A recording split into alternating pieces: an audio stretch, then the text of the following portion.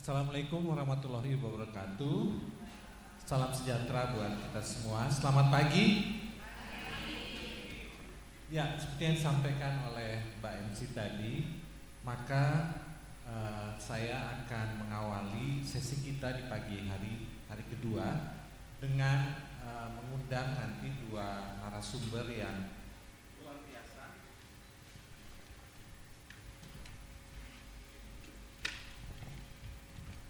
Jadi kalau kemarin kita banyak membahas masalah sustainability di kalangan pemimpin wanita yang sifatnya lebih makro ya, dari sudut pandang pemerintah, dari sudut pandang korporasi, maka di hari kedua ini kita akan melihatnya dalam spektrum yang lebih kecil, lebih spesifik, di mana kita akan melihat bagaimana para women leaders, pemimpin wanita, melaksanakan program-program yang terkait sustainability baik dari sisi perusahaannya maupun juga dari sisi individu.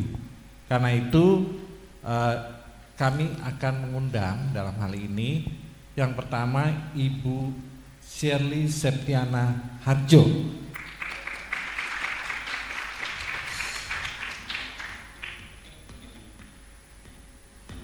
Beliau ini adalah Pharma Manufacturing Director ya dari grup Kalbe Pharma.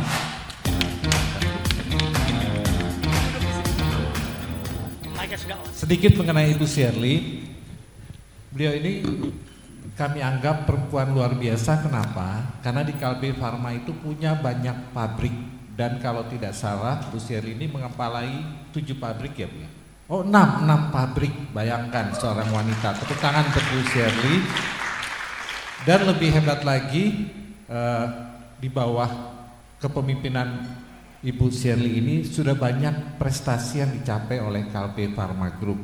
Beberapa yang boleh saya sebutkan di sini adalah kalau tidak salah di tahun 2023 mendapatkan Platinum Awards ya Bu ya, untuk efisiensi energi, air, dan sosial. Dan yang terbaru mendapatkan juga proper emas dari Kementerian Lingkungan Hidup dan Kehutanan. Betul ya Bu ya. Selain itu Kalbe Pharma Group ya, Bu Shirley ini juga mendapatkan predikat Lighthouse apa namanya Bu? Indonesia National Lighthouse 4.0 ya. Artinya menjadi lighthouse atau mercusuar di dalam menjalankan transformasi digital dan jadi contoh untuk industri-industri lainnya di luar juga industri farmasi. Ya. Dan tidak kalah serunya pada pagi ini kita juga akan mendengarkan dari narasumber yang berbeda, dari sudut pandang yang berbeda juga, yang akan diwakili oleh Ibu Cut Devi. Kami minta sediaan Ibu Cut Devi. Ibu Cut Devi ini adalah praktisi energi dan lingkungan hidup.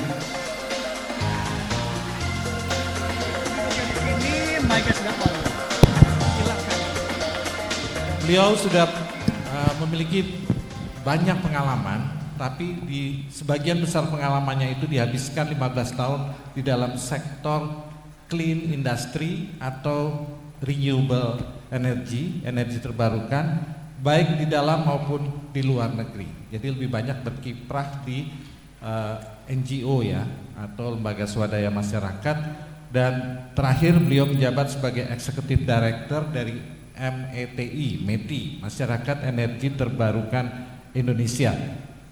Namun yang menarik, di samping menjadi pemerhati energi dan lingkungan hidup, Ibu Cut Devi juga mengambil postgraduate studies di bidang studi Eropa di Universitas Indonesia dan juga di bidang art history ya.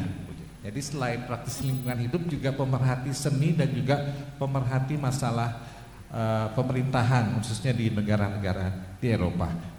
Kita berikan sambutan meriah untuk kedua pembicara kita pada pagi hari ini.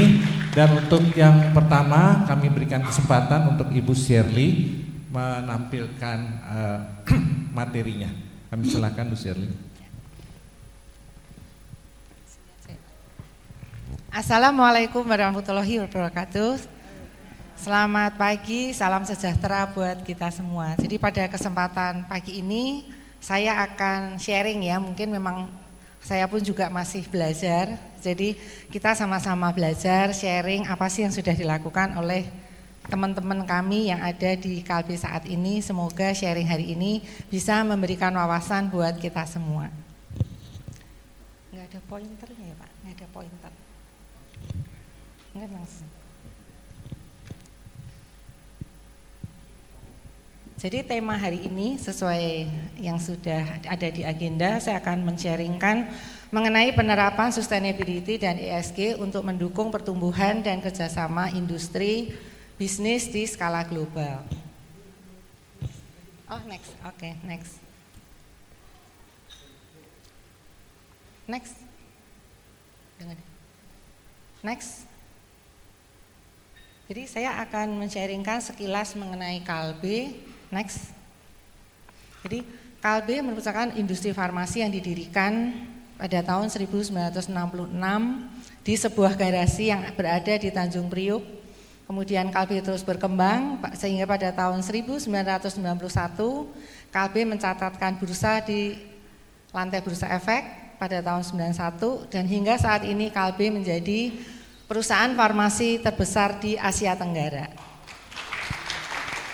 Saat ini KLB mempunyai 4 bisnis lini utama, yaitu di bidang obat dengan resep atau ethical, kemudian consumer health, kemudian nutrisi, kemudian distribusi dan logistik. Saat ini produk KLB yang diekspor sekitar 5% dengan ekspor ke 40 negara. Next. Kalau kita lihat, saat ini KLB Group mempunyai 14 perusahaan yang ada di Indonesia dan 2 perusahaan yang beroperasi di luar negeri, dalam hal ini di Myanmar dan Nigeria.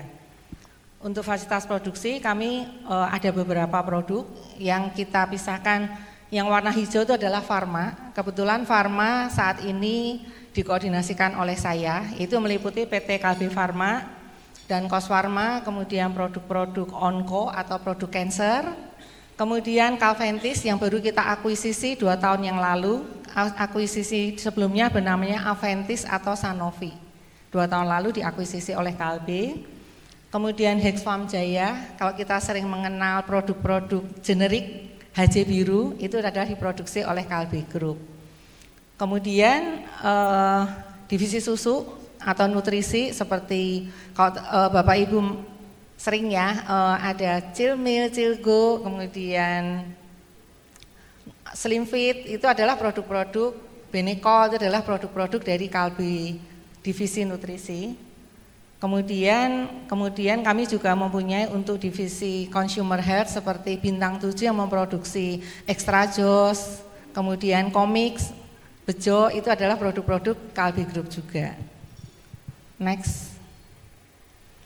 Kemudian apa sih yang sudah dilakukan oleh KLB? Jadi KLB memegang komitmen kuat untuk inisiatif keberlanjutan dan banyak pencapaian yang dicapai oleh KLB seperti yang Bapak Ibu bisa lihat di layar, di mana KLB salah satunya memberikan donasi kepada UN Global Fund dalam bentuk materi maupun bantuan alat diagnostik untuk cek tuberkulosis.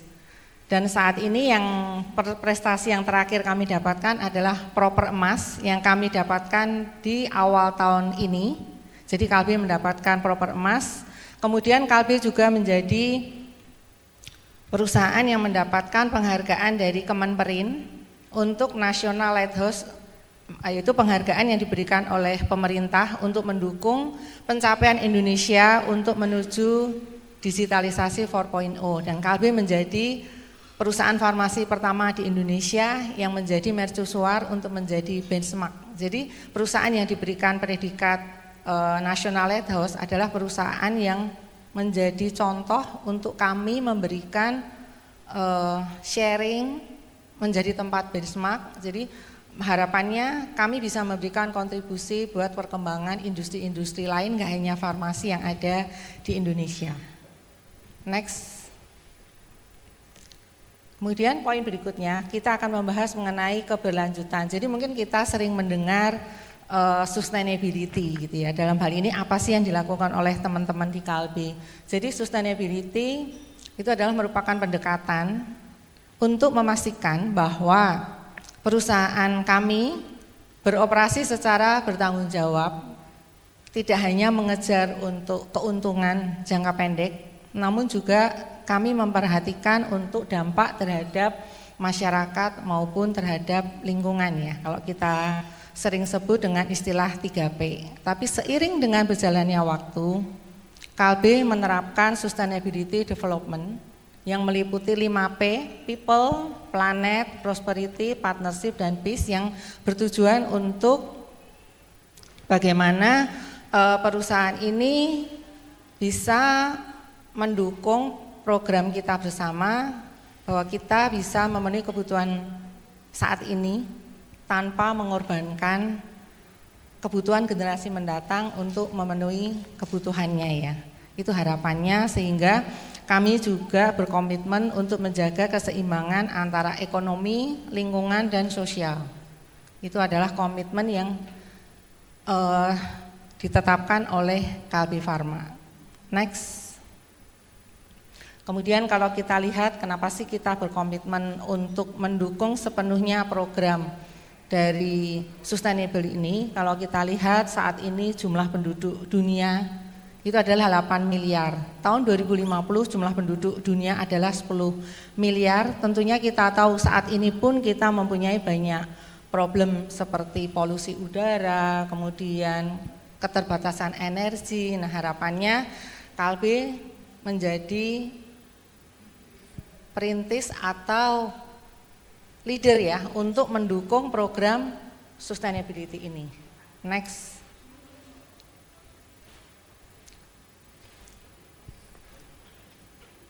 Karena kalau kita lihat risiko pada dunia bisnis, kalau kita lihat 10 tahun ke depan, masalah lingkungan hidup itu menjadi 6 problem tertinggi yang ada, yang menjadi resiko pada bisnis kita. Oleh karena itu, KLB berkomitmen untuk mendukung sepenuhnya program dari ESG maupun sustainability ini. Next.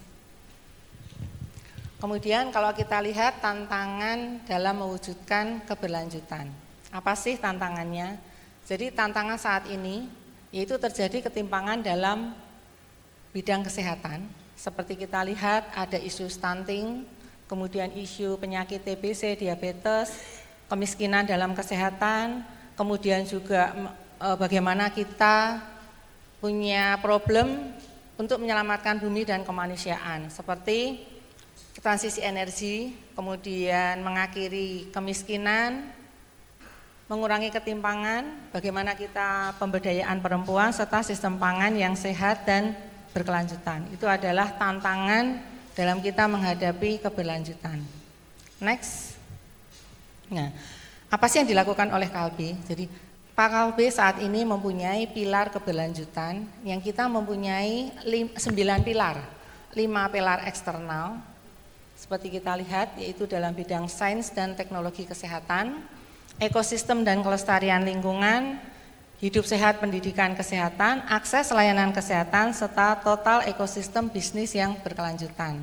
Sedangkan 4 pilar internal yang saat ini KLB lakukan, itu kami kenal dengan istilah ERAT, yaitu etos, raga, asa maupun tindak. Next. Nah, bagaimana KLB menghadapi isu sosial untuk menciptakan kehidupan yang berkelanjutan? Dari isu-isu yang ada itu, KLB mencoba merangkum untuk isu strategis keberlanjutan seperti mengurangi ketimpangan, kemiskinan, sistem berkelanjutan maupun pemberdayaan perempuan menjadi akses layanan kesehatan yang saat ini KLB lakukan. Seperti bagaimana KLB memproduksi produk generik dengan kualitas yang baik. Kemudian KLB juga mengembangkan untuk alat-alat diagnostik untuk tes kesehatan maupun terapi kanker. Kemudian untuk bagaimana kami melakukan inovasi untuk distribusi, layanan outlet maupun digital, Kemudian pengembangan masyarakat dan peningkatan pendidikan, program CSR, inklusivitas dan pemberdayaan perempuan, serta kesehatan, ketahanan kesehatan dan CSV. Next. Kemudian bagaimana KLB juga melakukan penerapan keberlanjutan untuk mendukung pertumbuhan bisnis. Next. Jadi saat ini apa sih yang dilakukan oleh kami rekan-rekan di KLB? Kami melakukan penerapan berkelanjutan untuk mendukung pertumbuhan bisnis. Seperti kita lihat di layar ya. Jadi saat ini KLB sudah berkontribusi dengan menjangkau lebih dari 90 juta pasien kategori degeneratif, astro dan antibiotik. Itu disupport oleh produk-produk generik yang dihasilkan oleh KLB, khususnya oleh HJ yang sering kita kenal. Mungkin Bapak Ibu sering lihat ya produk KLB yang warnanya biru, tulisannya HJ biru. Itu adalah produk KLB yang kami produksi, produk generik dengan kualitas standar internasional. Itu yang sudah kami lakukan. Kemudian juga KLB mengembangkan produk layanan tes kesehatan dan terapi untuk kanker. Kemudian juga kami mempunyai beberapa outlet kesehatan seperti Mitra Sana, klinik-klinik Mitra Sana, kemudian Klik Dokter, merupakan layanan kesehatan untuk digital. Kemudian kami mempunyai juga sektor distribusi seperti Ensoval, Putra Mega Trading, kemudian Mostran, Moshub, itu yang kita kembangkan, di mana saat ini kami juga selalu melakukan inovasi untuk mendukung keberlanjutan. Salah satunya armada-armada distribusi kami sudah kita mulai dengan penggunaan dari menggunakan bahan bakar kendaraan berbahan bakar listrik. Itu yang kami coba lakukan. Next. Kemudian penerapan keberlanjutan yang kami lakukan juga untuk mengakhiri kemiskinan dan pemberdayaan perempuan. Seperti yang kami lakukan, kami mempunyai beberapa program. Untuk program unggulan seperti kita punya petani binaan jahe merah. Saat ini kami mempunyai 500 petani binaan jahe merah, di mana petani tersebut kami bimbing sampai mereka memproduksi dan hasilnya akan diserap oleh PT Bintang 7 untuk memproduksi produk internal yang ada di KLB Group. Kemudian kami juga melakukan beberapa program untuk inklusivitas dan pemberdayaan perempuan seperti salah satu contohnya pelatihan literasi keuangan bagi ibu-ibu di daerah Banten ya, pasca pemulihan pasca bencana tsunami saat itu, dan masih ada beberapa program lainnya. Kemudian juga pengembangan masyarakat dan peningkatan pendidikan serta untuk program-program CSR ya. Enggak hanya dari sisi keuangan, namun juga dari sisi edukasi.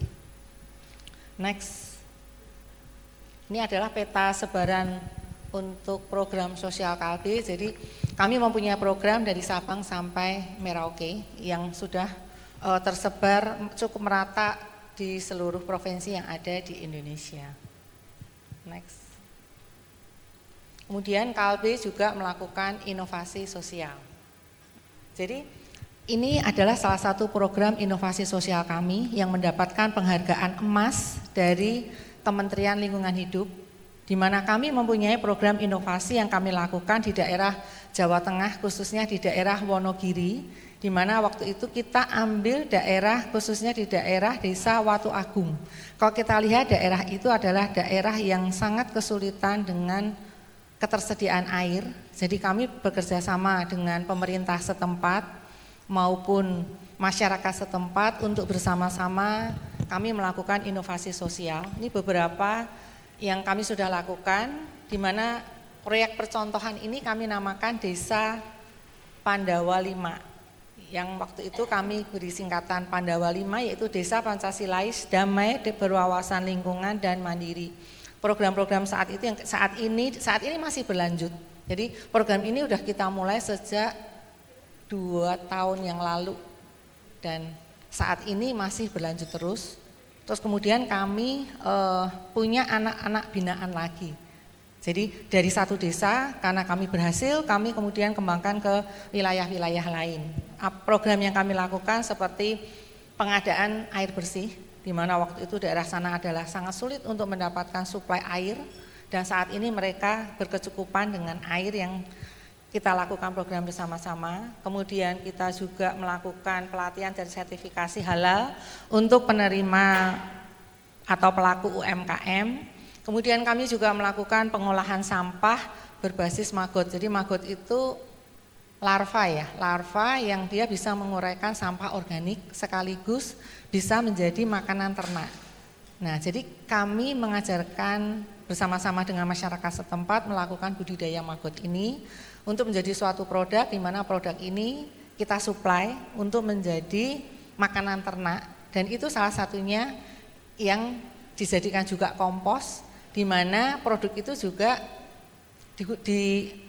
akan diserap oleh KLB untuk jahe merah yang kita kembangkan buat rakyat atau petani yang kita bina jahe merah. Jadi apa yang dihasilkan oleh teman-teman KLB dengan masyarakat setempat, hasilnya itu dipakai juga untuk masyarakat lain maupun untuk pasokan KLB juga. Jadi apa yang dihasilkan dari kita, oleh kita, dan untuk kita semua. Itu yang KLB lakukan. Kemudian juga pendampingan UMKM, kemudian pemanfaatan limbah, kemudian bantuan untuk distribusi air. Itu yang kita lakukan untuk inovasi sosial. Itu yang pertama. Next. Kemudian kami juga melakukan inovasi sosial seperti tadi sudah dijelaskan.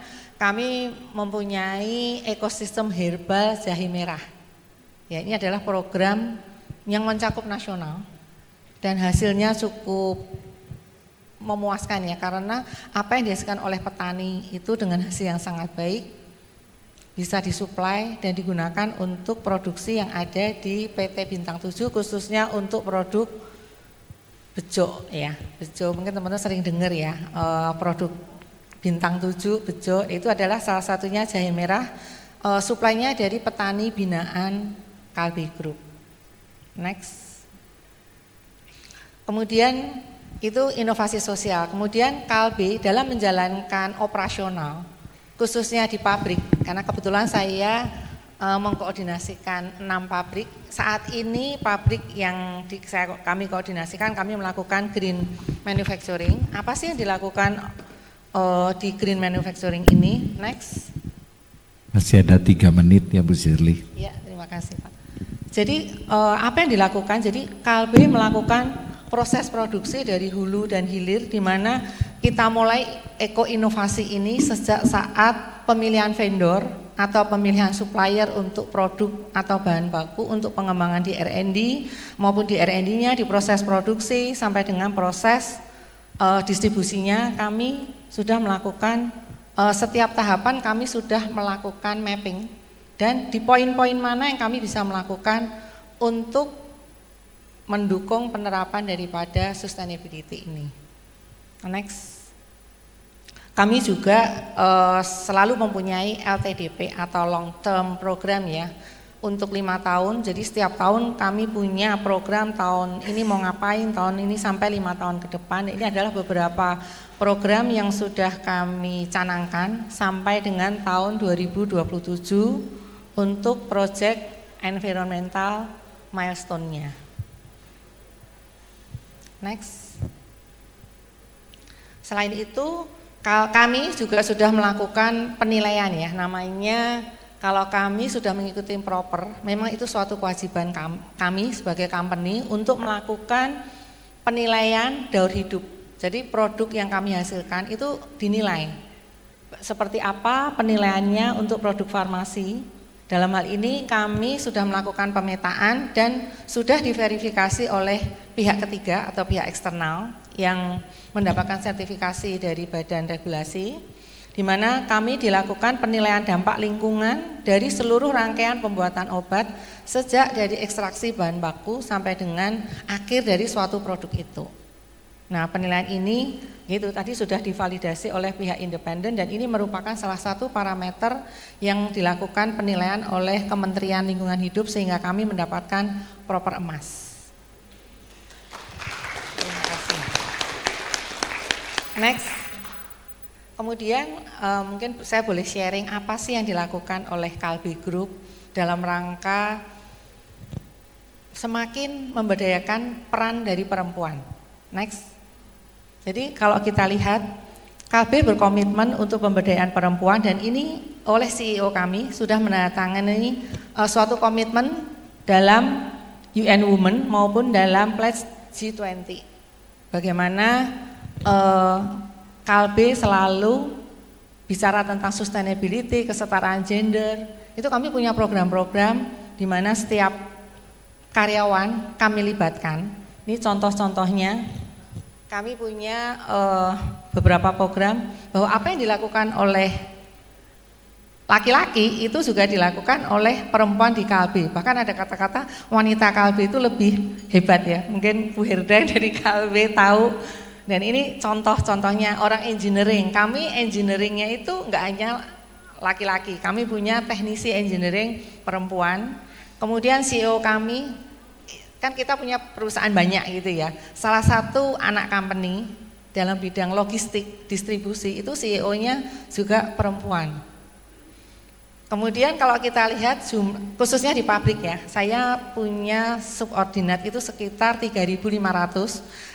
Itu peta sebarannya jumlah wanitanya sekitar semua level itu perempuannya 47%. Yang laki-laki 53%. Tapi di jajaran manajerial itu jumlah pemimpin wanita lebih besar daripada yang laki-laki. Jadi yang perempuan tuh kalau di Kalbe, yang khususnya di pabrik ya, di pabrik itu perempuannya 57%.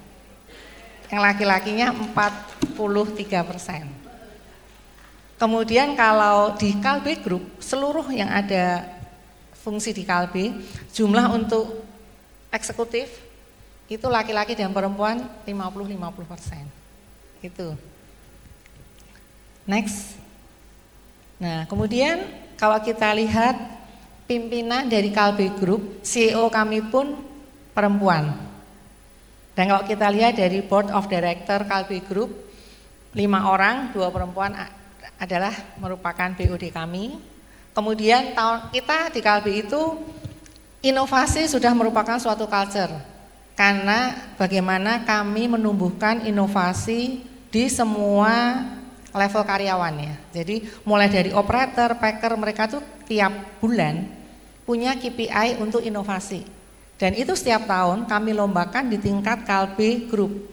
Kalau kita lihat tahun lalu Kalbe Group mempunyai 80 proyek besar, di mana 67 proyek itu dipimpin oleh perempuan untuk project leadernya.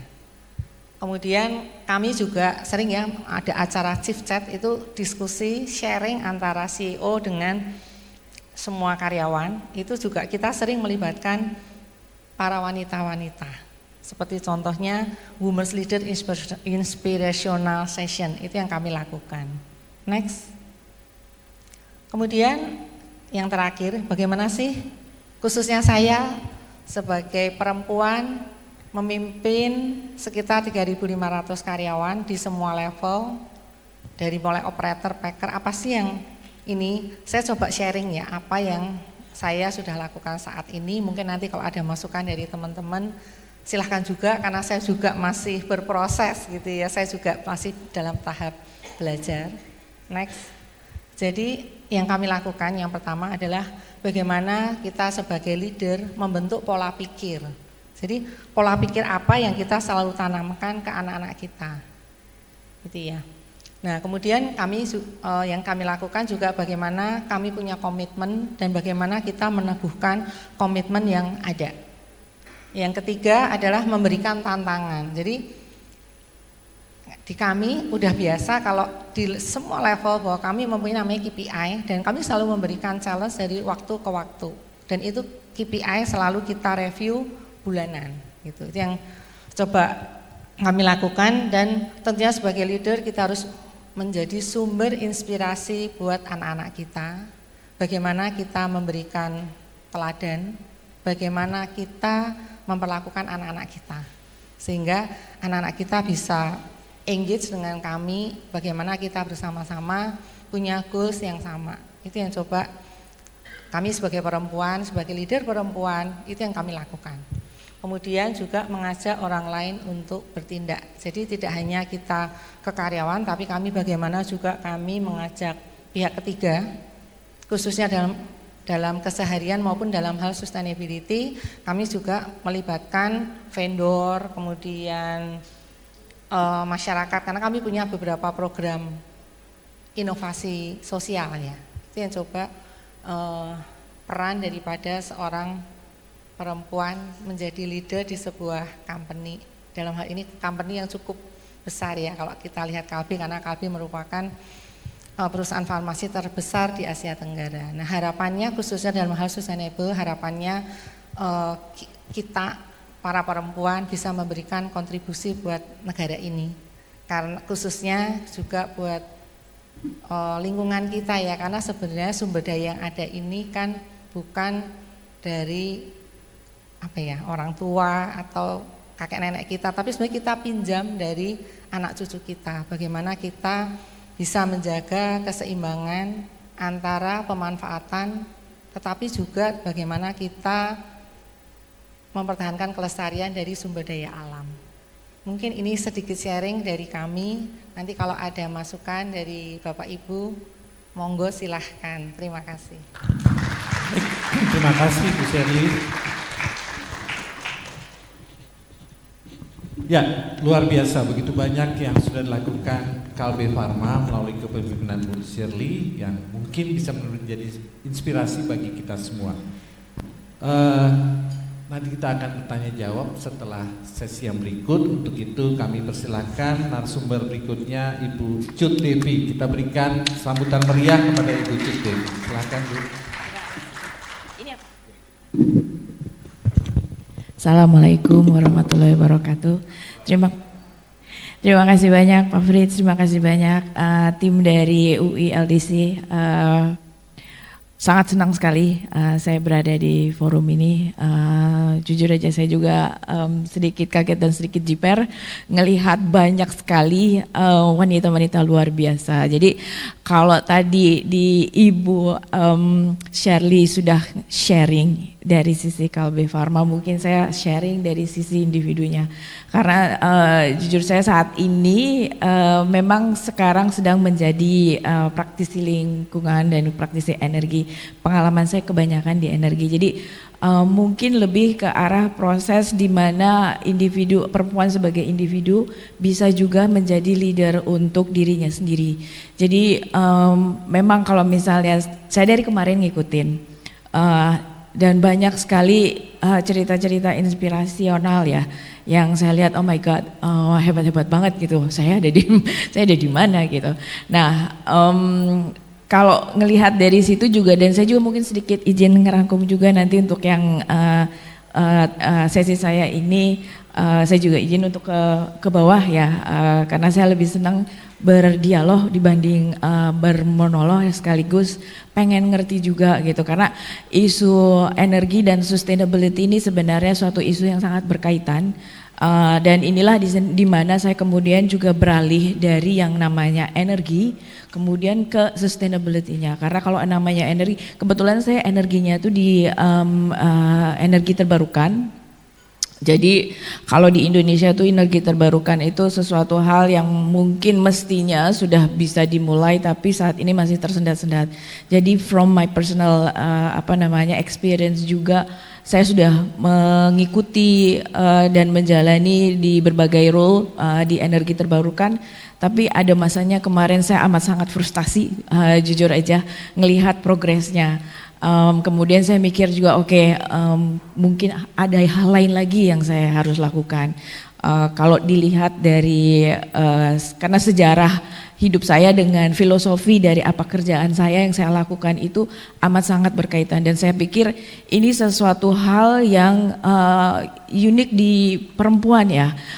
Perempuan itu kalau saya perhatikan ya, kerja itu nggak hanya pakai otak aja, tapi pakai hati. Jadi itu sesuatu hal yang menurut saya kelebihannya, dan kenapa saya juga nggak nanti di presentasi saya ini tidak terlalu mendalam ke energi, karena menjelaskan isu energi lingkungan dalam satu sesi 20 menit itu amat challenging, amat menantang. Jadi saya mau melihat ke arah apa relevansinya sustainability itu ke kita semua. Jadi saya izin ke floor dan juga saya minta izin dari floor manajernya untuk menge-share ini ya mikrofon karena saya pengen bertanya juga mengenai sustainability itu. Kalau dilihat di slide yang tadi Mas yang ada, ada yang sudah mengerti atau pernah lihatkah stripe seperti ini?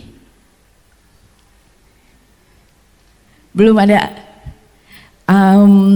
Bisa tolong di Google nggak yang megang HP tadi ibu ini?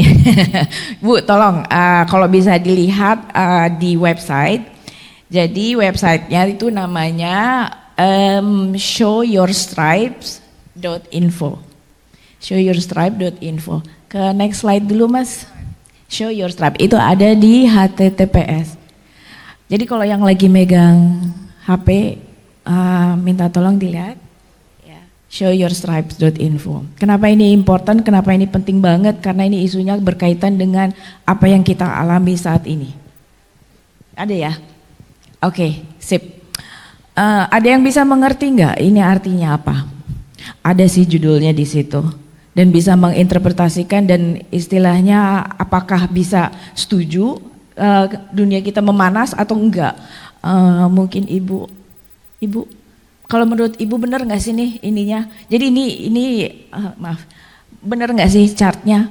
Kalau kita lihat dari kiri sampai kanan, kiri itu kalau ini ukurannya nih dari tahun 1961. Jadi ini periode 1961 sampai 2010 dikatakan di website ini bahwa Jakarta, jadi kalau kita ngelihat ini siapapun bisa lihat dan siapapun juga bisa mengakses, pengen tahu seberapa panas, bener nggak sih climate scientist ini mengatakan apa yang dia katakan, bahwa bumi benar-benar makin panas, bahwa perubahan iklim memang benar-benar terjadi.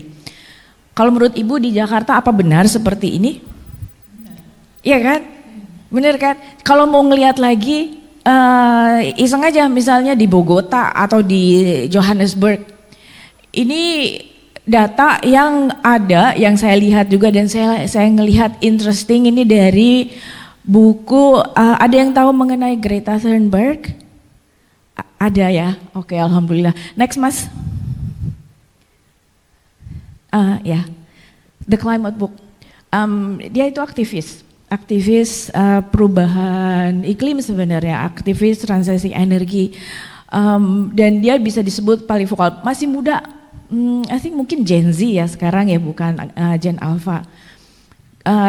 Setiap kali beliau juga sedikit banyaknya dia mengkompilasi atau mengkurasi buku ini. Buku ini ada di buku toko buku di Indonesia juga ada. Saya juga kemarin beli ya.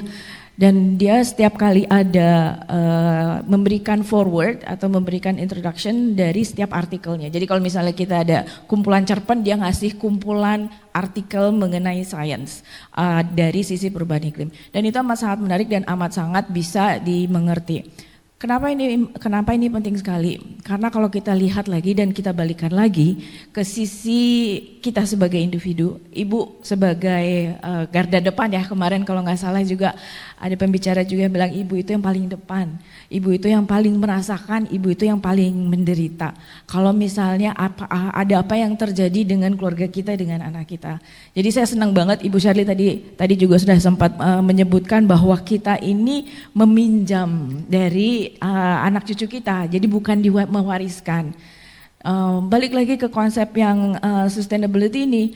Nah, peran perempuan itu amat sangat krusial rupanya ya dalam developmentnya. Greta Thunberg ini generasi yang sekarang ya, generasi anak kita lah bisa dibilang gitu.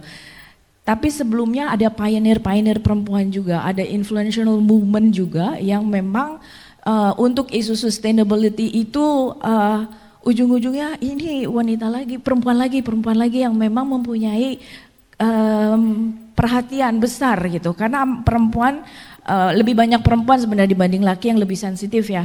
Dan saya pikir sensitivity itu sesuatu trait yang atau pribadi atau sifat yang amat sangat baik, meskipun kalau di jajaran pemimpin laki dianggap cengeng banget sih gitu, maksudnya bentar-bentar nangis, bentar-bentar ini, tapi sebenarnya itu suatu strength. Sekarang juga saya just sharing out of nowhere, tapi saya kemarin juga ke toko buku juga, saya ngelihat ada buku mengenai sensitivity dan bagaimana kita bisa mengharness our sensitivity ini sebagai pemimpin perempuan juga dalam hal ini ya, untuk istilahnya membantu next generation, sebagai ibu, sebagai sister, sebagai wife, sebagai daughter, itu bisa ikut mengedukasi isu-isu yang kaitannya, I think semua orang bisa merasakan ini. Jadi saya rasa saya juga nggak perlu terlalu banyak mengelaborasi sustainability itu, tapi kalau misalnya kita ngomongin sustainability ya kita ngomongin mengenai keberlanjutan. Jadi next. Kalau dilihat ini awalnya di tahun 1940 Rachel Carson dia menulis buku mengenai Silent Spring. Silent Spring itu istilahnya memberikan ini juga satu hal yang cukup fenomenal pada saat itu, karena dia melihat dari sisi interrelasi antara climate dengan industrialisasi lah, dengan apa yang dilakukan. Jadi beliau saintis juga. Nah kalau yang di sebelah kalau dari kita di sebelah kanan ya, itu Ibu Gro Harlem. Ini yang dari Brundtland Report. Jadi yang bolak-balik di tahun 1907 beliau memimpin komisi Brundtland ini di UN ya, untuk melihat untuk memimpin mengenai sustainability, keterkaitan waktu dulu itu tahun itu tuh masih pemikirannya adalah environmental protection, tapi masih tidak ada keterkaitan antara environment dengan social inclusivity dan economic viability. Nah ini juga beliau juga ya hasil kerja tim beliau juga, dan beliau yang menjadi dasar atau tema apa sih sebenarnya sustainability itu, di pengertiannya apa. Nah, jadi sustainability itu banyak sekali definisinya. Next mas. Kalau nanti pasti dapat akses ya ke presentasi. Di situ ada, kalau dilihat ada yang klik itu hyperlink. Jadi itu bisa diklik. Hyperlink itu cuman yang saya pakai di sini yang terakhir ini yang di-develop oleh Ibu Gro Harlem. Di situ dibilang kalau misalnya sustainable environment atau sustainable development itu sebenarnya bagaimana kita saat ini memenuhi kebutuhan saat ini tanpa mengorbankan future generation needs gitu, kebutuhan anak cucu kita di depan. Dan inilah yang sebenarnya mendasari kenapa sustainability itu sendiri konsep kan sebenarnya konsep asing ya. Jadi kalau misalnya kita ngomongin mana ada kata Indonesia sustainable atau sustainability, tapi penerapannya ada sebenarnya. Karena kalau pernah kita ngomongin crop rotation atau penanaman yang bergilir ya, itu kan juga mengenai sustainability. Kita ngomong keberlanjutan, gimana caranya supaya tanah itu tetap subur. Ya, itu semua sudah ada gitu. Jadi memang konsep ini khusus dikembangkan pada saat di mana mulai terjadi industrialisasi besar-besaran di negara barat. Dan juga dalam perkembangannya awalnya tadi seperti saya bilang fokusnya hanya dengan bagaimana caranya memelihara alam, environmental protection, tapi as time progresses itu sudah mulai bahwa apa yang terjadi di alam itu mempengaruhi kehidupan sosial kita dan ke ekonominya juga. Jadi kehidupan sehari-hari kita juga ya. Karena gimana pun juga misalnya petani kalau misalnya makin panas kan ya susah ya, kalau kering gimana caranya gitu. Otomatis kalau udah namanya penghasilannya mepet, biasanya social tensionnya di antara keluarga juga akan lebih tinggi itu. Kita juga akan pasti kalau ibu-ibu kan juga saya juga akan cerewet gitu loh. Oh, ini belum ada uang untuk bayar keamanan, belum ada uang bayar ini, bayar itu gitu. Jadi itu hal yang memang saling berkaitan. Next. Ini hanya sekilas saja. Kenapa saya juga bolak-balik saya pakai ini ya, pakai stripe ini karena just to remind us gitu. Kemarin juga sudah dikatakan mengenai kalau yang namanya sustainability, perhatian kita juga terhadap sustainability, terhadap keberlanjutan, bahasanya kita tuh keberlanjutan itu mulai dari konsep. Jadi ada dari konsep menjadi sesuatu hal yang kita lakukan secara otomatis itu memerlukan proses. Kalau di proses produksi atau barusan saya baca mengenai the pyramid of lean deployment. Jadi artinya di manufacturing itu writer namanya Jeffrey Liker, beliau menulis buku mengenai di Toyota Way, dan di situ dikatakan bahwa dari pengetahuan menuju ke aplikasi itu ada 7 proses. 7 prosesnya itu kan kita juga harus aware dulu. Saya juga kurang paham seberapa aware sih sebenarnya kita semua di sini. Dan saya yakin juga kalau saya tanyakan whoever di street juga belum tahu apa sih keberlanjutan dan apa signifikannya itu ke diri kita itu sendiri kan. Nah, kalau dulu yang tadi saya bilang dulunya itu ya semua orang sudah memperlakukan yang namanya secara kita kan di daerah-daerah juga ada kearifan lokal ya, bagaimana kayak indigenous, kalau di apa namanya istilah di energi lingkungan indigenous people. Jadi saudara-saudara kita yang hidup dari alam dan kecukupannya juga dari alam itu bisa make sure atau kalau bisa dalam make sure itu jadi apa yang mereka dapatkan bisa selalu didapatkan lah, bisa intinya seperti itu. Nah, dari kemudian proses di tahun 50 dan 60 inilah terjadi proses industrialisasi. Jadi waktu itu yang namanya industrialisasi terjadinya kan di negara barat. Kalau di negara barat otomatis kalau namanya proses industri membutuhkan banyak banget sekali energi. Dan waktu itu pas saat itu juga ada penemuan-penemuan sebenarnya yang dipakai itu adalah sumber energi fosil. Kalau sumber energi fosil itu sebenarnya kita lihat tuh dari batu bara, dari minyak, dari gas, dari hal-hal yang nantinya akan hilang. It's finite resources. Jadi nggak akan ada selamanya. Kalau energi terbarukan is infinite.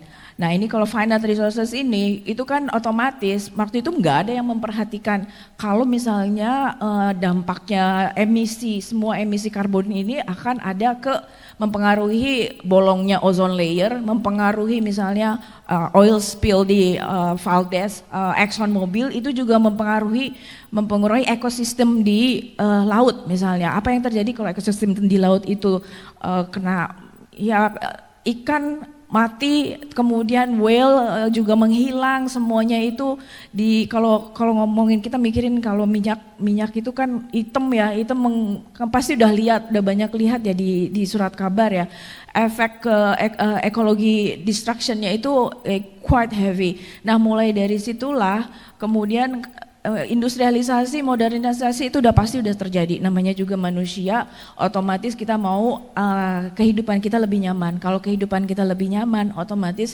itu semua membutuhkan it's more energy intensive. Kenapa? Makanya negara barat itu lebih banyak, in terms of energy demand-nya itu jauh lebih tinggi. Jadi energy use per kapitanya juga jauh lebih tinggi. Disitulah mulai banyak penemuan-penemuan saintis dari mereka sendiri juga sebenarnya yang melihat kenapa karena bumi ada makin panas ya gitu. Jadi that's where gas rumah kaca dan greenhouse gas effect mulai terjadi.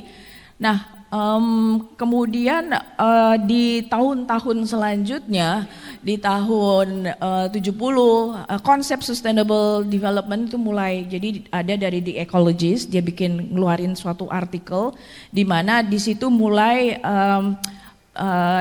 kita itu disadarkan bahwa ada keterkaitan antara proses industri, proses produksi dengan kerusakan lingkungan. Dan keterkaitan itu otomatis mempengaruhi proses produksi mereka sendiri juga, karena kalau misalnya mereka terus-terusan nebang pohon misalnya, kalau mereka jual furniture, jual kayu itu kan lama-lama habis, kalau mereka tidak pikirkan ya akan hilang. speeding to rapid growth dan global concern. Nah sekarang itu udah semakin akselerasi Masih 3 pemanasan. menit lagi ya. Oke, akselerasinya itu sudah semakin cepat. Nah itulah yang saat ini kalau kita ngomongin mengenai sustainability, bisnis keberlanjutan, kaitannya dengan sustainable development, ya adanya di sini gitu loh. Jadi pemerintah global, jadi di tahun 2015 Paris Agreement, 190 negara telah setuju dan meratifikasi yang namanya Paris Agreement. Jadi supaya menahan akselerasi dari pemanasan global ini, semua setuju harus mengadakan measure untuk memitigasi perubahan iklim. Tapi ya disesuaikan dengan kondisi ekonomi masing-masing. Next.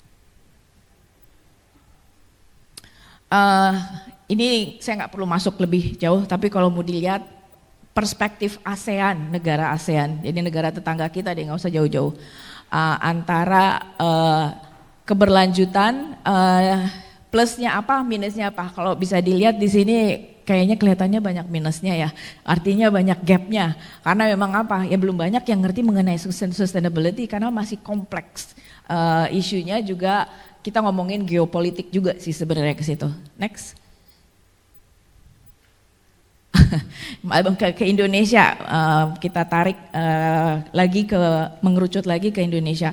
Saya nggak perlu menjelaskan lebih banyak. Ini baru banget di bulan tanggal 16 Mei. Indonesia bilang kita akan ada enhanced NDC dan segala macam. But in reality itu masih amat sangat susah dilakukan. Karena apa? Fosil kita itu dijadikan sebagai komoditas untuk membantu growing the economy. Artinya kita masih tadi makanya selalu ada tension antara people profit planet, antara ekonomi dan environmental protections dan sustainability. Next. Jadi apa yang harus kita lakukan sebagai global citizen, sebagai individu, sebagai wanita? Next. Ya, motivasinya harus datang dari kita sendiri. Don't mind the learning to code, tapi intinya motivasi itu harus intrinsic. Artinya dari kita ini pertama harus aware dulu. Setelah aware, kita mulai ngelihat nih, apa sih sebenarnya contohnya. Nah itu yang tadi baliknya lagi ke pyramid of lean deployment. Itu untuk ke manufacturing, bagaimana dari konsep menjadi suatu hal yang otomatis, itu dari kitanya harus ada urgensinya, dan I don't think I can convince anyone yang di sini kalau itu akan bisa terjadi setelah sini. Oh ya saya mau recycle, recycle apa, banyak sekali jenisnya gitu. Next. Ini yang saya bilang tadi, when you understand why you want to accomplish something, then you can use this to motivate yourself. Artinya ya harus dari dalam, kalau enggak ya apapun juga, berapapun banyaknya seminar yang kita duduk, kita dengerin, it doesn't mean anything. It's just going dari kiri ke kanan. Next. Ini yang tadi, next.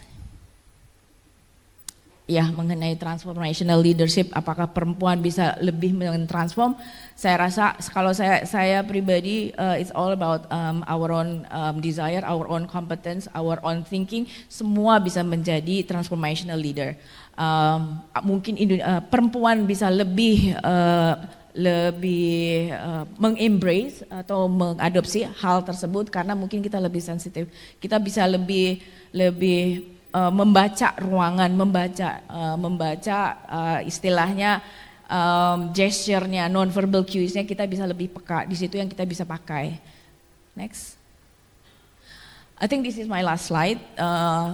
Ini yang saya lihat amat sangat menarik juga. Saya juga banyak ngelihat ya. Jadi salah satu idol saya itu kalau di international arena itu Ibu Indra Nui. She was PepsiCo CEO selama 14 sama 15 tahun.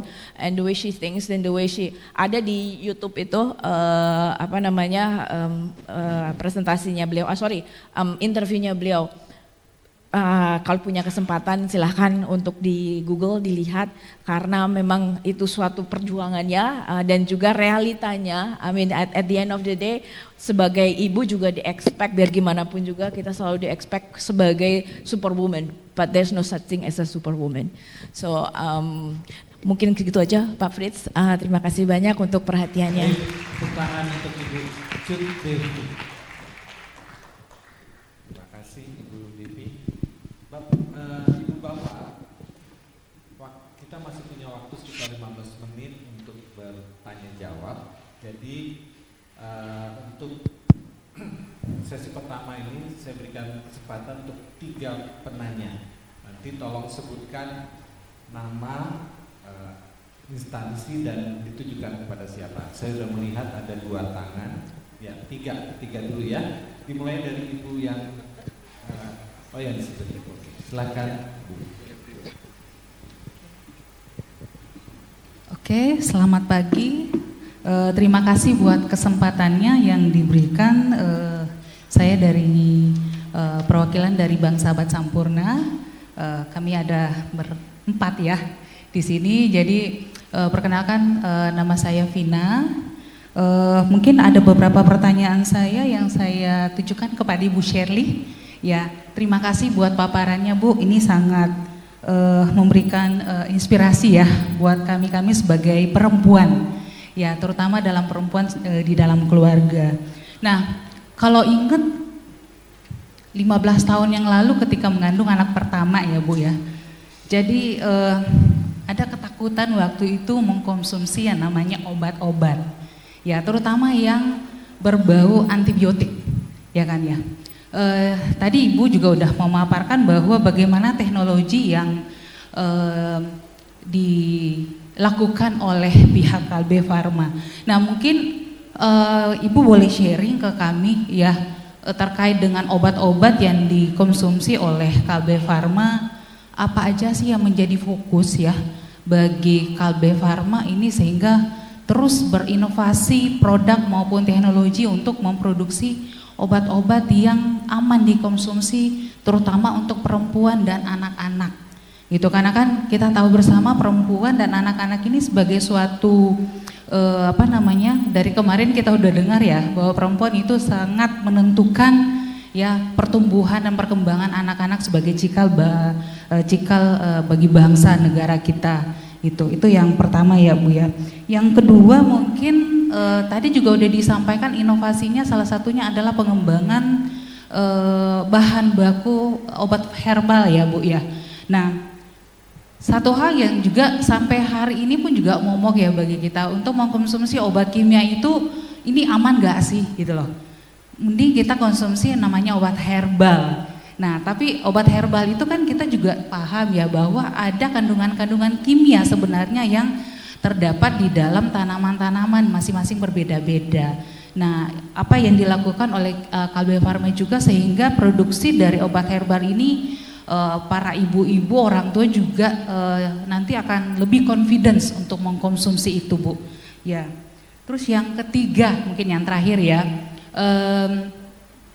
Apa sih yang dilakukan oleh pihak Karma untuk pihak KB Farma untuk mentreatment ya karyawan-karyawan sebagai ibu-ibu yang juga ada mengasuh anak-anak jadi sebagai karyawati dan kemudian sebagai ibu pejuang, ibu di dalam keluarga tetapi tetap mereka bisa menjalankan functionnya mereka sebagai profesional karyawan dan juga tetap sebagai ibu-ibu yang tetap sebagai pejuang keluarga tidak menyampingkan responsibelnya sebagai ibu di dalam keluarga. Itu aja Bu dari saya. Thank you Bu Shirley. Terima kasih Bu Tina. Saya pertanyaan selanjutnya. Terima kasih. Selamat pagi Bu. Saya ingin bertanya Pak ke Bu Shirley. Bu Shirley tadi di dalam slide Ibu saya melihat nilainya tuh untuk ESG-nya tuh perfect ya, ada di situ. Nah, itu yang membuat saya tertarik adalah waktu menerapkan ESG di dalam perusahaan Ibu, itu pertama kali Ibu membuat itu sebagai cost, saya lihat Ibu ya, menganggap itu sebagai cost, atau itu menganggap sebagai manfaat gitu Bu. Karena kan manfaat itu kan udah bisa langsung ada kan. Alternatifnya itu seperti apa gitu. Maksud saya mungkin Ibu bisa jelaskan awalnya tuh pasti kita kan begini Bu, namanya perusahaan uang itu adalah cost gitu, apa kita dari investasi atau seperti apa. Mungkin saya mohon mungkin sharingnya Ibu dari Kalbe, dari perusahaan cukup besar gitu ya Bu, mungkin bisa ada insight kepada teman-teman di sini, perusahaan-perusahaan mungkin awalnya seperti apa, akhirnya seperti apa, seperti Ibu ceritanya. Terima kasih. Terima kasih. Yang terakhir. Ya, terima kasih kepada Bapak Moderator. Assalamualaikum warahmatullahi wabarakatuh. Selamat pagi, salam, Om Swastiastu, Namo Buddhaya, salam sejahtera untuk kita semua. Ada beberapa hal nanti yang akan saya sampaikan, saya pertanyakan kepada Ibu Sherly yang dari Kalbe Pharma. Namun sebelum saya mengajukan 3 pertanyaan ini, saya menyampaikan apresiasi luar biasa ya kepada Ibu Sherly dan ibu-ibu perempuan hebat semua di ruangan ini ya. Ibu Sherly memimpin 3.500 pegawai, itu hebat sekali. Ada perempuan, pasti ada laki-laki juga ya Bu ya. Mungkin pasti lebih banyak laki-laki biasanya ya. Nah, saya tadi belum melihat datanya secara terpilah apakah perempuan lebih banyak di Kalbe Pharma atau lebih banyak laki-laki. Nah, itu mungkin pertanyaan pertama. Yang kedua, saya mau sharing aja, walaupun kadang kita perempuan, kadang kita juga suka lupa bahwa ada hak-hak perempuan yang harus dilindungi. Dan ini memang sudah tertera di dalam Undang-Undang Nomor 13 Tahun 2003 tentang ketenaga kerjaan. Di sana ada pasal khusus yang memberikan keringanan kepada pekerja atau buruh perempuan. Tertuang di dalam pasal 76 ayat 1, 2, 3 dan 4. Nah, di situ perlindungan hukum terhadap buruh atau pekerja perempuan merupakan salah satu realisasi hak asasi manusia yang senantiasa diakui, dihargai dan dilindungi. Nah, kenapa hal ini saya sampaikan? Di Kementerian Pemberdayaan Perempuan Perlindungan Anak, waktu saya masih bertugas, dulu kita banyak menerima laporan-laporan. Oh ya, mungkin bisa mencatat semua ibu-ibu, adik-adik, bahwa ada layanan gratis di Kementerian Pemberdayaan Perempuan namanya layanan KTPA SAPA 129, itu gratis ya. Kalau mau dicoba boleh sekarang. Jadi layanan perlindungan kekerasan terhadap perempuan dan anak. Nah, dari sana juga banyak pengaduan, misalnya dia yang bekerja di swasta ya, terutama yang banyak mengadu ketika dia hamil, dia langsung di PHK. Kemudian dia tidak mendapatkan cuti ketika dia mengalami keguguran. Nah, itu juga cukup banyak. Padahal pada waktu keguguran dia juga harus memulihkan trauma dan lain-lain gitu. Maaf Ibu, boleh ya. Bisa langsung ke poin pertanyaannya. Oke. Nah, jadi ini yang kadang yang perlu saya sampaikan, mengingatkan bahwa tenaga kerja perempuan pasti memiliki kelebihan-kelebihan yang berbeda dan dia punya kodrat yang juga harus dilindungi. Pertanyaan saya yang pertama, tadi Ibu Sherly menyampaikan bahwa ada pelatihan literasi keuangan. Nah, kami dari Sri Kandi Tenaga Pembangunan Sriwijaya, bagaimana caranya kalau kami bisa mendapatkan pelatihan ini? Karena ini penting ya, di mana kami juga punya banyak UMKM ya, yang mereka juga harus punya keterampilan literasi keuangan. Yang kedua, tadi Ibu ada Desa Pandawa 5. Nah, ini apakah semacam model? Terus bagaimana proses untuk menjadikan desa ini? Kami dari Sri Kandi punya DRPA namanya, Desa Ramah Perempuan Anak, itu di Desa Bojongkulur di Bogor ya. Apakah nanti kita bisa bersinergi di DRPA itu ada model-model yang ada di Desa Pandawa 5 yang bisa kita kolaborasikan. Kemudian tadi untuk petani petani binaan ya. Nah itu mulai dari hulu ya, kalau saya lihat dari penanaman penanaman jahe sampai ke produksi. Nah ini apakah petani itu sendiri yang memiliki lahan atau memang lahannya yang sudah disediakan? Dan ini bagaimana merekrut para perempuan, tadi karena Ibu lebih banyak juga bicara tentang pemberdayaan perempuannya. Mungkin itu dari kami, mohon maaf kalau ada yang kurang pas. Terima kasih. Assalamualaikum warahmatullahi wabarakatuh. Selamat pagi. Ya, tadi saya lihat ada satu ibu ya, silahkan Bu. Yang di tengah, tolong mikrofonnya.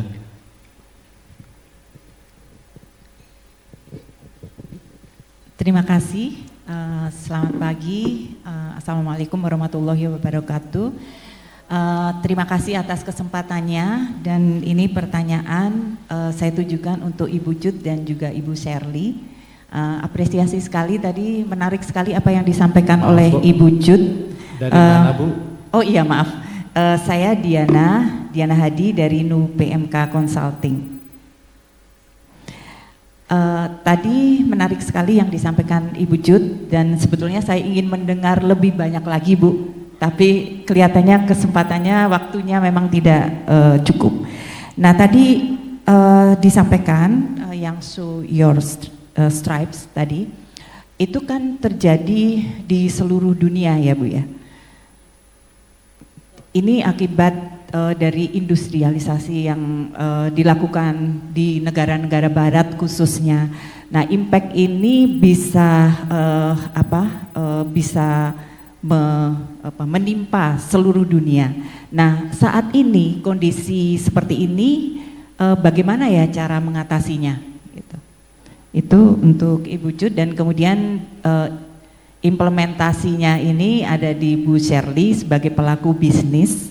Tentunya tadi juga sudah menyampaikan telah melakukan program-program sustainability yang diantaranya ini menyangkut people, profit, and planet gitu ya. Nah tadi juga disampaikan bahwa penerapan dari sustainability ini juga terhadap pemilihan supplier gitu ya Bu ya. Nah bagaimana sih implementasinya Bu Shirley, penerapan sustainability ini terkait dengan pemilihan supplier? Dan yang kedua nih, bagaimana pihak eksternal ya, siapa kalau boleh tahu ya Bu ya, pihak eksternal yang melakukan verifikasi terhadap penilaian daur hidup? Itu mungkin bisa dicontohkan siapa sih sebetulnya yang melakukan verifikasi itu di Indonesia. Terima kasih. Wassalamualaikum warahmatullahi wabarakatuh. Baik, terima kasih Bu Diana. Ya, ibu-ibu sekalian, kita akan berikan kesempatan untuk menjawab. Tapi karena tadi cukup banyak, mudah-mudahan apa yang nanti disampaikan oleh Bu Shirley dan Bu Devi cukup mengcover ya. Tapi kalau memang belum ada, nanti bisa kita lanjutkan pada saat break. Ya, silakan Bu Shirley. Duduk aja. Ya, terima kasih buat beberapa pertanyaannya. Saya akan coba menjawab atau sharing ya, yang apa yang saya tahu gitu ya. Yang pertama tadi pertanyaannya, bagaimana KLB melakukan teknologi untuk menjamin bahwa obat yang diproduksi oleh KLB itu aman, khususnya untuk perempuan dan anak-anak. Itu yang pertama ya. Mungkin saya jawab pertanyaan ini. Jadi bagaimana KLB selalu berkomitmen untuk menghasilkan produk berkualitas. Karena pada setiap tahapan proses yang kami lakukan itu ada pengujian terlebih dahulu. Misalkan dari raw material yang datang, kami punya guidance ada. Jadi kalau kami di farmasi, kami itu punya kayak pedomannya. Kalau di Indonesia namanya CPOB, cara pembuatan obat yang baik. Kami juga mempunyai standar Eropa maupun guidance untuk farmakope yang lainnya, di mana saat ini kami selalu mengambil mana yang syarat tertinggi itu yang kami ambil. Jadi setiap tahapan proses, sebelum kami lakukan ke proses selanjutnya, kami pastikan kami melakukan pengujian untuk memastikan kualitasnya maupun keamanannya. Itu sih Bu. Nah, kemudian seiring dengan berjalannya waktu, teknologi juga selalu berkembang dan saat ini ada perkembangan digital yang cukup signifikan. Ada program yang namanya PAT, Proses Analytical Technology, di mana KLB sudah menerapkan untuk PAT dan ini merupakan penerapan digitalisasi yang pertama di Asia Tenggara yang sudah dilakukan bukan hanya di Indonesia, tapi KLB merupakan pelopor di Asia Tenggara. Kami sudah lakukan. Jadi kalau sebelumnya setiap tahapan proses kami ambil sampel, kami sampling, kami lakukan analisa. Dengan program ini, jadi program ini menggunakan teknologi near infrared, di mana sedini mungkin kalau ada penyimpangan dan apa proses yang terjadi pada saat kita proses, itu sudah kita ketahui sejak dini. Dan ini sangat membantu kami untuk bagaimana kita memastikan dan mendeteksi sedini mungkin kalau ada penyimpangan. Selain itu juga kalau sebelumnya kami melakukan analisa dengan menggunakan regen, karena ini menggunakan teknologi menggunakan near infrared, kami juga mendukung program Go Green ya. Kami tidak menggunakan reagen-reagen kimia lagi. Dan hal ini tentunya selain memastikan kualitas, juga kami mendukung untuk program sustainability khususnya di KLB dan di masyarakat kita. Itu sih Bu yang pertama. Yang kedua tadi pertanyaannya, bagaimana KLB memastikan produk-produk herbal yang diproduksi itu aman gitu ya Bu. Karena mungkin ada kekhawatiran bahwa ada isu untuk produk-produk herbal itu ada bahan-bahan kimia yang berbahaya. Jadi sama seperti produk untuk kimia, untuk produk herbal pun di setiap tahapan proses yang dilakukan oleh KLB Group, kami ada tahapan analisanya. Karena setiap bahan yang kami gunakan itu ada kandungan-kandungan tertentu yang kami analisa sebelum kami gunakan. Sejak raw material datang, kemudian saat proses produksi sampai sebelum kita rilis untuk finish good untuk kita pasarkan ke customer. Itu Bu yang pertanyaan yang kedua. Yang ketiga, bagaimana atau treatment apa yang dilakukan oleh KLB di mana banyak ibu-ibu yang bekerja di KLB tapi juga menjadi pejuang keluarga gitu ya Bu. Itu termasuk yang saya alami. Saya juga mengalami, saya punya dua anak ya. Kebetulan yang sekarang yang satu sudah bekerja, yang satu masih semester 3. Waktu anak saya masih kecil itu juga perjuangan buat kami, terutama kalau pengasuhnya pulang gitu ya, pulang kampung, kami mengalami kesulitan. Nah, bagaimana KLB mendukung program ini? Jadi memang di KLB Bu kami punya value ya Bu ya, value yang kita terapkan seperti kami punya Pancasrada, kemudian Pancasrada itu kita seperti trust, kemudian mindful, kemudian interconnectedness. Nah, value-value ini yang kita tuh udah menjadi rohnya setiap insan KLB, sehingga bagaimana perempuan ini bisa bekerja juga di KLB untuk memberikan kontribusi terbaik, tapi juga di rumah bisa ngurus anak gitu. Jadi balance antara kehidupan di rumah maupun di kantor. Karena kami punya value-value bagaimana yuk kita bisa berkontribusi terbaik tapi kita juga bisa bagi waktu buat perusahaan. Itu sih Bu. Mungkin cukup menjawab Bu. Nanti kalau ada yang belum jawab nanti mungkin di sesi makan siang kita bisa diskusi ya Bu. Cukup Bu. Pertanyaan berikutnya. Iya, terima kasih. Ya. Kemudian untuk pertanyaan kedua, untuk program ESG, bagaimana kalau sebelumnya mungkin ESG dianggap sebagai cost buat company, tapi bagaimana sih bagaimana kami menyeimbangkan atau menganalisa dari sisi cost maupun benefit ya. Pasti kalau kita mau mendapatkan suatu benefit pasti harus ada cost yang kami keluarkan. Tapi kami biasanya kalau akan melakukan suatu project, kami membuat namanya visibility. Di setiap proyek, setiap investasi pasti kami pastikan kami membuat visibility study.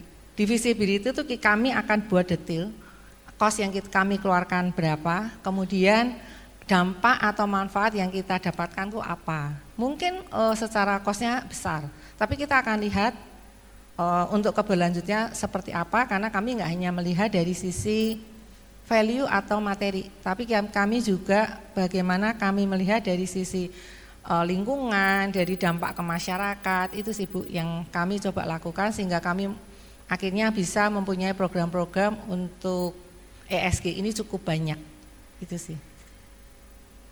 Cukup jelas ya Bu. Kemudian yang nomor 3, tadi ada pertanyaannya bagaimana data untuk persebaran laki-laki dan perempuan.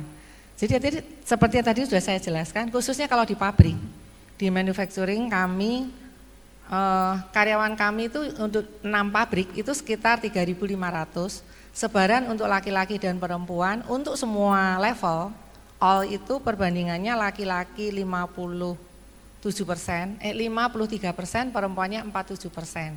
Tapi di level manajerial ke atas, itu untuk perempuannya 57%, untuk laki-lakinya 43%, itu yang di manufacturing. Kemudian, bagaimana untuk pelatihan literasi keuangan ya. Jadi memang Kalbe ini mempunyai beberapa program ya, ada program inovasi sosial, ada program CSR. Biasanya kita akan pilih beberapa, karena memang kita bisa cari yang di ring 1 ya, ring 1 yang paling dekat dengan Kalbe beroperasi. Kemudian kita juga punya, mungkin kenapa kita sampai di area Wonogiri, jadi kami punya studi di daerah-daerah tertentu sesuai, kami punya beberapa kriteria. Nah, nanti dari kriteria itu kita akan pilih lokasi yang mana kita akan bina, dan itu pembinaannya akan kita sesuaikan dengan kondisi di daerah tersebut. Mungkin dia perlu pembinaan dari sisi literasi keuangan atau mungkin dari sisi sosial lainnya. Nah, itu akan sangat tergantung dari daerah yang akan kami bina. Itu kemudian bagaimana Desa Pandawa ini bisa bersinergi gitu ya. Tadi pertanyaan itu ya Pak. Oh iya. Jadi kalau mengenai Desa Pandawa 5 yang di daerah Wonogiri itu, jadi awalnya memang ada tim khusus yang melakukan seleksi ke beberapa lokasi untuk melihat visibility untuk daerah tersebut menjadi daerah binaan yang dilakukan oleh Kalbe Group. Dan itu menunjang beberapa program yang ada, itu kami juga mempunyai beberapa kriteria ya yang akan kami identifikasi. Kemudian apakah bisa nanti disinergikan, nanti kita bisa lihat Bu, bisa lihat untuk program yang akan diusulkan apa, nanti kami bisa diskusikan. Itu yang untuk sinergi. Kemudian untuk yang petani binaan itu lahannya ada beberapa. Ada yang memang lahannya merupakan lahan bersama, ada yang juga dari petani, kemudian kami bina, kami kasih edukasi bagaimana cara melakukan pembibitan yang baik sampai dengan proses panennya. Itu untuk yang jahe merah. Kemudian yang keempat, Ibu ya. Oh, saya langsung. Nanti Bu Sherly dulu baru yang. Iya, bagaimana implementasi untuk pemilihan supplier. Jadi gini Bu, semua atau setiap supplier atau vendor yang akan join masuk ke Kalbe, pasti kami melakukan seleksi vendor.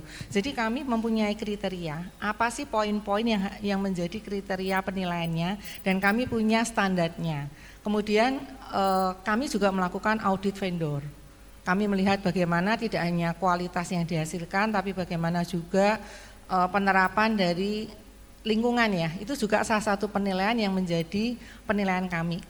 Bagaimana dia memanfaatkan daur ulangnya, bagaimana proses produksinya. Nah, itu kami punya kriteria-kriterianya. Dan kami punya tim khusus namanya tim audit untuk vendor, dan itu akan kita seleksi. Jika memang masuk kriteria, kami akan masukkan ke list. Tapi kalau misalkan ini masih ada hal yang kurang, tapi potensial, kami akan melakukan pembinaan. Itu sih yang kami lakukan untuk memastikan bahwa vendor yang dipakai oleh Kalbe Group sudah melalui seleksi baik dari sisi quality maupun dari sisi untuk terkait lingkungan, dampak terhadap lingkungan. Mungkin pertanyaannya itu yang bisa saya jawab. Nanti kalau ada yang kurang jelas nanti kita bisa diskusi saat break ya. Terima kasih. Baik. Silakan Ibu Cut untuk bagiannya. Ya, terima kasih. Terima kasih Mbak Diana. Untuk pertanyaannya, industrialisasi memang awalnya ada di negara barat. Jadi bagaimana cara kita mengatasinya? Sebenarnya amat sangat sederhana kalau di levelan kita saat ini ya, dari levelan individu dulu. Mengerti mengenai sustainability itu dan apa dampaknya ke pribadi itu sendiri. Itu aja dulu sebenarnya. Karena apa? Karena saya lihat masih banyak sekali ketidakpahaman atau keseliweran antara memang isunya kompleks. Jadi antara sustainability itu apa? Contoh-contohnya bisa itu kalau kita di Instagram atau enggak di LinkedIn, we type in sustainability, banyak banget contohnya di situ. Nah, balikin lagi ke diri kita, balikin lagi ke lingkungan kita. Sebenarnya apa sih dampaknya ke diri kita itu sendiri? Karena kalau kita tidak merasakan, kita tidak sama seperti ini deh. Kalau misalnya ada gunung berapi meletus, yang akan terjadi di kita, ya Allah kasihan banget ya, and then next second udah kita makan apa ya nanti. Itu karena kita apa? Karena kita emang tidak merasakannya gitu. Unless kita merasakannya, unless kita memang ada di posisi di mana rumah kita kebanjiran, tanaman kita kering, kita nggak akan ada urgensi untuk berubah. Jadi emang it has to start from us and then baru keluar. Kalau kitanya sama seperti juga prinsip di pesawat. Kalau misalnya lagi ada turbulence, yang harus pakai maskernya siapa? Kitanya dulu, baru kita nolongin yang lain gitu. Unless kitanya dari diri kita sendiri ada keprihatinan bahwa sustainability itu kaitannya dengan anak cucu kita, keberlangsungan hidupnya mereka, then it's not going to change anything itu. Makasih. Baik, ibu-ibu sekalian, itulah jawaban dari para narasumber. Mudah-mudahan memuaskan. Kalau tidak, nanti kita bisa klarifikasi lebih jauh pada saat break. Sekali lagi, berikan aplaus meriah untuk kedua narasumber. Waktu yang terbatas sehingga kita harus mengakhiri sesi kita pada saat ini. Kami kembalikan ke MC.